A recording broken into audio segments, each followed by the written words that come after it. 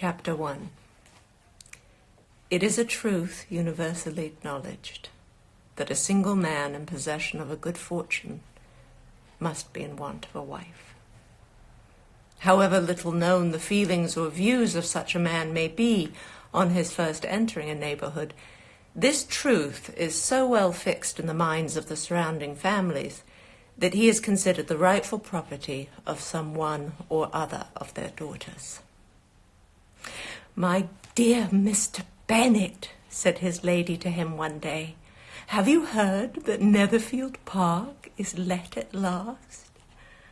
Mr. Bennet replied that he had not. "But it is," replied she, "for Mrs. Long has just been there, and she told me all about it." Mr. Bennet made no answer. "Do you not want to know who has taken it?" cried his wife impatiently. "You want to tell me, and I have no objection to hearing it." This was invitation enough.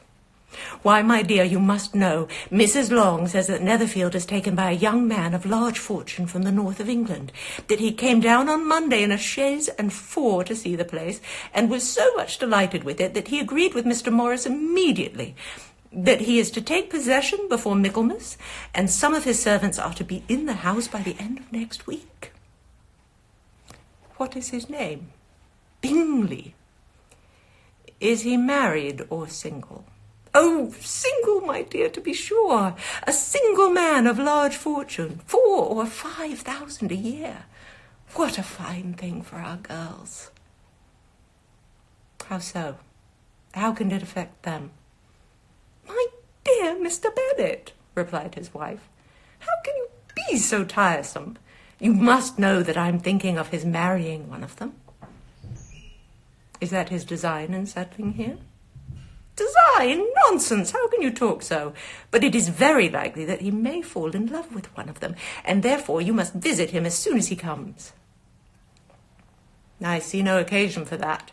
You and the girls may go, or you may send them by themselves, which perhaps would be still better, for as you are as handsome as any of them, Mr. Bingley may like you the best of the party."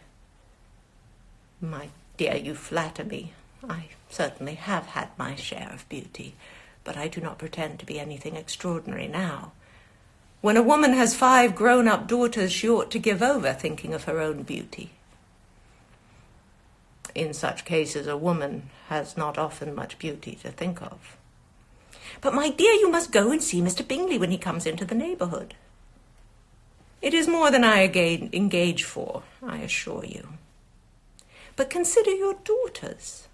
Only think what an establishment it would be for one of them. Sir William and Lady Lucas are determined to go, merely on that account, for in general, you know, they visit no newcomers. Indeed, you must go, for it will be impossible for us to visit him if you do not." "You are over-scrupulous, surely. I dare say Mr. Bingley will be very glad to see you, and I will send a few lines by you to assure him of my hearty consent to his marrying whichever he chooses of the girls, though I must throw in a good word for my little Lizzie." "I desire you will do no such thing. Lizzie is not a bit better than the others, and I am sure she is not half so handsome as Jane, nor half so good-humoured as Lydia. But you are always giving her the preference." "They have none of them much to recommend them," replied he. "They are all silly and ignorant like other girls, but Lizzie has something more of a quickness than her sisters." "Mr. Bennet, how can you abuse your own children in such a way? You take delight in vexing me. You have no compassion for my poor nerves." "You mistake me, my dear. I have a high respect for your nerves. They are my old friends. I have heard you mention them with consideration these last 20 years at least." "Ah, you do not know what I suffer. But I hope you will get over it and live to see many young men of 4,000 a year come into the neighborhood. It will be no use to us if 20 such should come, since you will not visit them." "Depend upon it, my dear, that when there are 20, I will visit them all." Mr. Bennet was so odd a mixture of quick parts, sarcastic humour, reserve, and caprice, that the experience of 23 years had been insufficient to make his wife understand his character. Her mind was less difficult to develop. She was a woman of mean understanding, little information, and uncertain temper. When she was discontented, she fancied herself nervous. The business of her life was to get her daughters married. Its solace was visiting and news. Chapter 2. Mr. Bennet was among... Wrong continent. Mr. Bennet was among the earliest of those who waited on Mr. Bingley. He had always intended to visit him, though to the last always assuring his wife that he should not go. And till the evening after the visit was paid, she had no knowledge of it. It was then disclosed in the following manner. Observing his second daughter employed in trimming a hat, he suddenly addressed her with, "I hope Mr. Bingley will like it, Lizzie." "We are not in a way to know what Mr. Bingley likes," said her mother resentfully, "since we are not to visit." "But you forget, mamma," said Elizabeth, "that we shall meet him at the assemblies, and that Mrs. Long promised to introduce him." "I do not believe Mrs. Long will do any such thing. She has 2 nieces of her own. She is a selfish, hypocritical woman, and I have no opinion of her." I love that.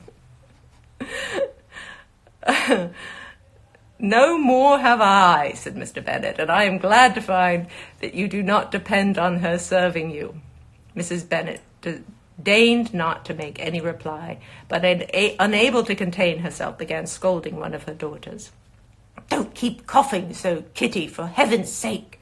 Have a little compassion on my nerves. You tear them to pieces." "Kitty has no discretion in her coughs," said her father. "She times them ill." "I do not cough for my own amusement," replied Kitty fretfully. "When is your next ball to be, Lizzie?" "Tomorrow fortnight." "Aye, so it is," cried her mother. "And Mrs. Long does not come back till the day before, so it will be impossible for her to introduce him, for she will not know him herself." "Then, my dear, you may have the advantage of your friend and introduce Mr. Bingley to her." "Impossible, Mr. Bennet, impossible. When I'm not acquainted with him myself, how can you be so teasing?" "I honour your circumspection. A fortnight's acquaintance is certainly very little. One cannot know what a man really is by the end of a fortnight. But if we do not venture, somebody else will, and after all, Mrs. Long and her daughters must stand their chance, and therefore, as she will think it an act of kindness, if you decline the office, I will take it on myself." The girls stared at their father. Mrs. Bennet said only, "Nonsense, nonsense." "What can be the meaning of that emphatic exclamation?" cried he. "Do you consider the forms of introduction and the stress that is laid on them as nonsense?" "I cannot quite agree with you there." What say you, Mary? What say you, Mary? For you are a young lady of deep reflection, I know, and read great books and make extracts." Mary wished to say something sensible, but knew not how. "While Mary is adjusting her ideas," he continued, "let us return to Mr. Bingley." "I am sick of Mr. Bingley," cried his wife. "I am sorry to hear that. But why did you not tell me that before? If I had known as much this morning, I certainly would not have called on him. It is very unlucky, but as I have actually paid the visit, we cannot escape the acquaintance now." The astonishment of the ladies was just what he wished, that of Mrs. Bennet perhaps surpassing the rest,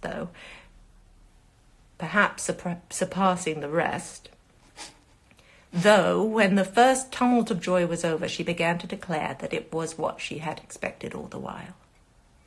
"How good it was in you, my dear Mr. Bennet! But I knew I should persuade you at last. I was sure you loved your girls too well to neglect such an acquaintance. Well, how pleased I am! And it is such a good joke, too, that you should have gone this morning and never said a word about it till now." "Now, Kitty, you may cough as much as you choose," said Mr. Bennet. And as he spoke, he left the room, fatigued with the raptures of his wife. "What an excellent father you have, girls," said she, when the door was shut. "I do not know how you will ever make him... I do not know how you will ever make him amends for his kindness, or me either, for that matter. At our time of life it is not so pleasant, I can tell you, to be making new acquaintances every day, but for your sakes we would do anything. Lydia, my love, though you are the youngest, I dare say Mr. Bingley will dance with you at the next ball." "Oh," said Lydia stoutly, "I am not afraid, for though I am the youngest, I'm the tallest." The rest of the evening was spent in conjecturing how soon he would return Mr. Bennet's visit, and determining when they should ask him to dinner. Do we want another one, or are we done? What do you think? Let me know. Maybe we'll take a break, and then I'll do some more later. Thank you guys for being here. Quarantine? Where do I end this thing?